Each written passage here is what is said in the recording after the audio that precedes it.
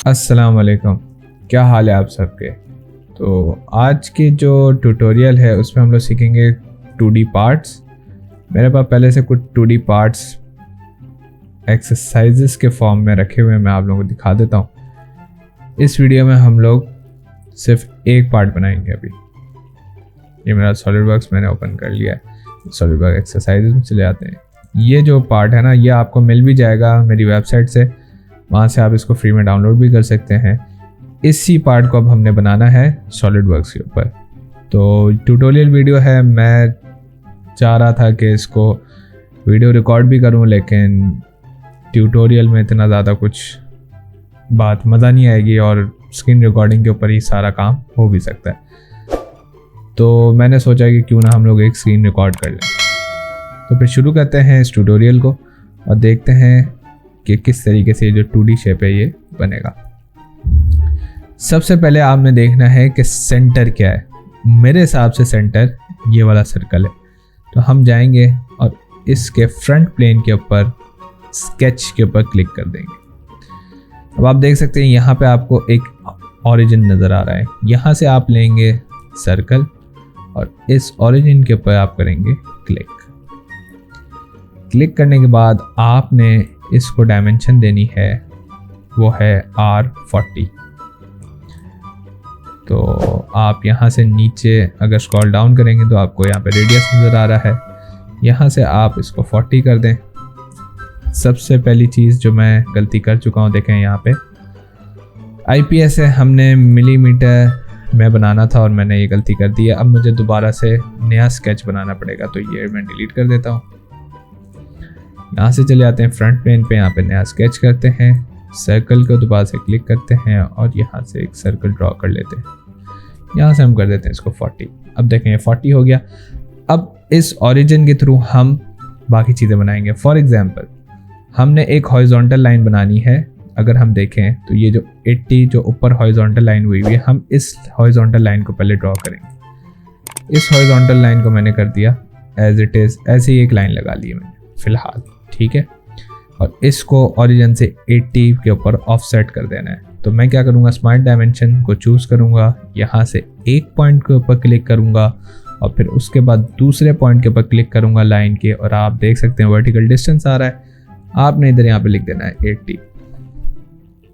जब आपने 80 कर लिया तो अब ये हॉरिजॉन्टल लाइन 80 पे हो चुकी है, ठीक है। अब इसके बाद जब आप देखेंगे तो ये 115 के ऊपर नेक्स्ट इसका जो कॉर्नर आ रहा है। तो अब हम एक और इस तरीके की वर्टिकल लाइन लगाते हैं। ये आ गई हमारी एक वर्टिकल लाइन, ठीक है। अगर ये वर्टिकल नहीं है, टेढ़ी बन गई है आपसे, तो आपने यहाँ से इसको क्लिक करना है और यहाँ से आपने इसको वर्टिकल कर देना है। यहाँ से आपने जाना है स्मार्ट डायमेंशंस। एक आपने ओरिजिन पे क्लिक किया, एक आपने यहाँ पे क्लिक किया। यहाँ से आपने इसकी डायमेंशन दे दी 115। ठीक हो गया। तो अब आपको पता लग गया कि आपने यहाँ से क्रॉस करना है। अब ऊपर गई है ये 50। तो अब मैं चला आता हूँ ट्रिम एंटिटीज़ पे। यहाँ से हम कर देते हैं इसको ट्रिम। ये डायमेंशन है, ठीक है। और जो जितना भी अब एक्सेस है उसको हम यहाँ से, याद है मैंने ट्रिम टू क्लोजेस्ट चूज़ किया हुआ है, यहाँ से मैं इसको कर देता हूँ ट्रिम। उस साइड का भी हमें नहीं पता कि क्या कितनी लेंथ हमने रखनी है, तो हमने यहाँ पे इसको कर दिया 50 करने के बाद अब हम जाएंगे दोबारा से हॉरिजॉन्टल, और ये अगर देखेंगे ये वाली जो लेंथ है वो है 100।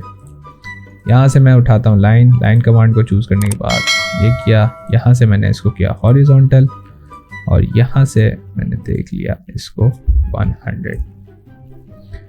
इसके बाद आपने एक और वर्टिकल लाइन बनानी जो कि है 250। हम चले गए, दूसरी लाइन बनाई, हमने एक और वर्टिकल लाइन ड्रॉ कर ली है मैंने, इसको भी मैंने यहाँ पे वर्टिकल कर दिया। और इसके बाद यहाँ से हम चले गए, इसको हमने कर दिया 250, ठीक है। 250 हो गया। अब हमने यहाँ तक का शेप ड्रॉ कर लिया। अब दोबारा से ये 100 और फिर 50 है। तो अब मैं एक और लाइन बनाऊँगा, यहाँ से चूज़ करूँगा, ठीक है। और इसका मैं रफ स्केच भी बना सकता हूँ। ये 100 ऊपर 50 है, तो अब मैं इसी लाइन को यहाँ से ऊपर 50 भी ले गया। अब यहाँ से 80 ले गया, मतलब अभी सिर्फ रफ ड्रॉ कर रहे हैं, हम इसको बाद में डायमेंशन दे देंगे। ताकि हमारा काम जो है वो थोड़ा इजी हो जाए। सबको आपने देख लेना है कि हॉरिजॉन्टल और वर्टिकल होनी चाहिए। अब स्मार्ट डायमेंशन कर लेते हैं, यहाँ तक 100 ये हो गया, ये हमारा हो गया 50 और ये वापस से हमारी हो गई 80 हो गई। ठीक है, ये जो रेडियस है मुझे लगता है हम लोगों ने ज़्यादा रखा हुआ है, इसका रेडियस है 40 और ये हो जाएगा 80 के दरमियान कुछ। ठीक है, अभी आपको जो है उससे कुछ सिमिलर ड्राइंग लग रही है। उसके बाद एक और लाइन इससे 150 की ड्रॉ की है। मैं दोबारा से लाइन कमांड में जाऊंगा, यहाँ से दोबारा से 50 तक तो यहाँ आए, फिर इधर आए, फिर उसके बाद क्या शेप बन रही है, फिर ऊपर जा रहा है तो हम फिर ऊपर लेकर जाएंगे इसको, और फिर उसके बाद हमने देखना है फिर राइट पे भी जा रहा है तो ये आ गया फिर से राइट पे, और फिर राइट पर जाने के बाद फिर ऊपर जाके वो क्लोज हो गया। अच्छा, अब देखें ये कुछ लाइंस आपको टेढ़ी मेढ़ी लग रही हैं, लेकिन अभी जब हम डायमेंशन देंगे तो ये सारा हिसाब सही हो जाएगा। यहाँ से आपने इसको किया 150, यहाँ से इस वाली को आपने किया 50, ये वाली है 100, यहाँ 100 कर दी। इसके बाद ये वाली जो लाइन है इसको आपने कर दिया 150। ठीक है, 150 हो गई। इसके बाद 100, 150 और फिर ऊपर वाली भी आई गेस होगी कोई 150 के करीब। तो ये जो ऊपर वाली है इसमें थोड़ा सा इशू है क्योंकि हमने ऊपर नहीं बनाई थी, तो अब हम बनाते हैं और देख लेते हैं ये कितना ऊपर गई है। ये गई है यहाँ से 100, 250 में से अगर 100 माइनस करें तो ये भी 150 गई है ऊपर। इसको ऐसे नहीं होगा, पहले इसको हमें चूज करना पड़ेगा, इसको वर्टिकल करना पड़ेगा। एक मिनट, उसके डिफाइन जो हो गया।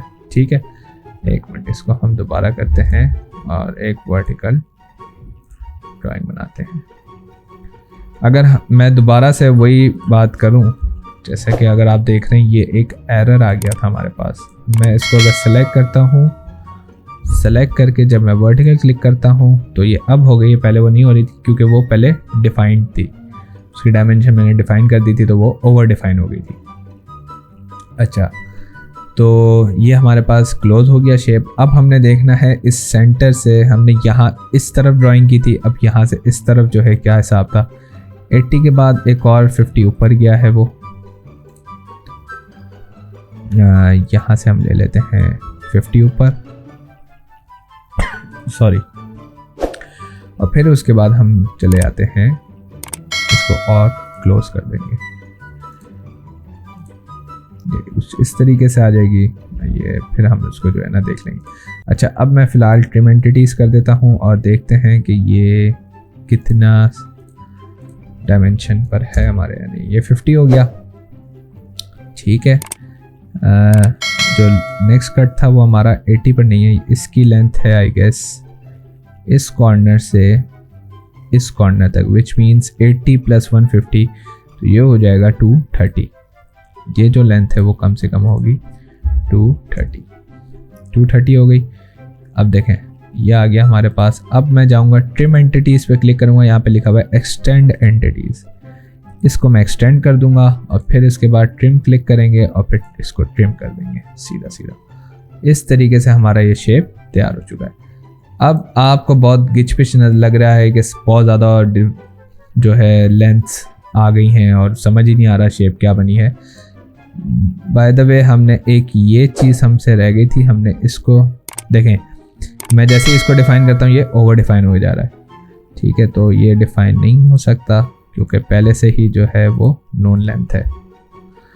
अच्छा, अब इसके बाद हम इसको भी करके देख लेते हैं, ये भी ओवर डिफ़ाइन कर रहा है क्योंकि हमने यहाँ पे इसकी ऑलरेडी लेंथ दी हुई है 150।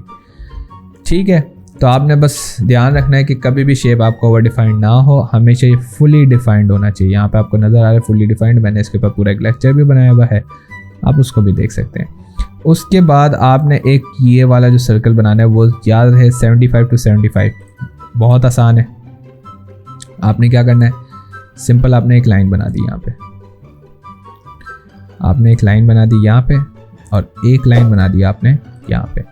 अच्छा, अब आपने सबसे पहले इसको मैंने डायमेंशन दी 75 और इसको मैंने डायमेंशन दी 75।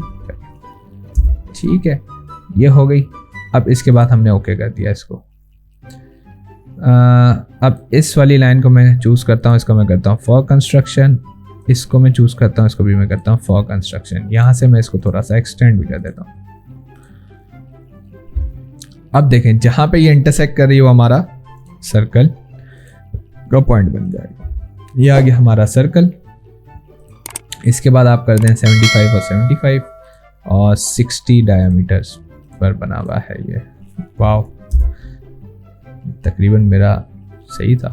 अच्छा खैर, ये हो गया हमारा पूरा शेप तैयार हो चुका है। अब इसके बाद अगर आप चाह रहे हैं, ये बहुत ज़्यादा गिच पिच हो चुकी है, समझ ही कुछ नहीं आ रहा, तो आपने जाना है डिस्प्ले डिलीट रिलेशंस।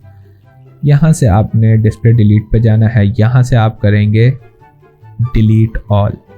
अब आप देख सकते हैं ये आपका शेप तैयार हो चुका है। अब आपको कुछ अननेसेसरी चीज़ें उड़ानी है तो आप ट्रिम एंटिटीज़ कर सकते हैं। कुछ रखनी है, जैसे ये वाली जो सर्कल की लाइन है उसको आप पूरा करना चाह रहे हैं, ये मैंने एक्सटेंड से कर दी, फिर दोबारा ट्रिम एंटिटीज़ से मैंने काट।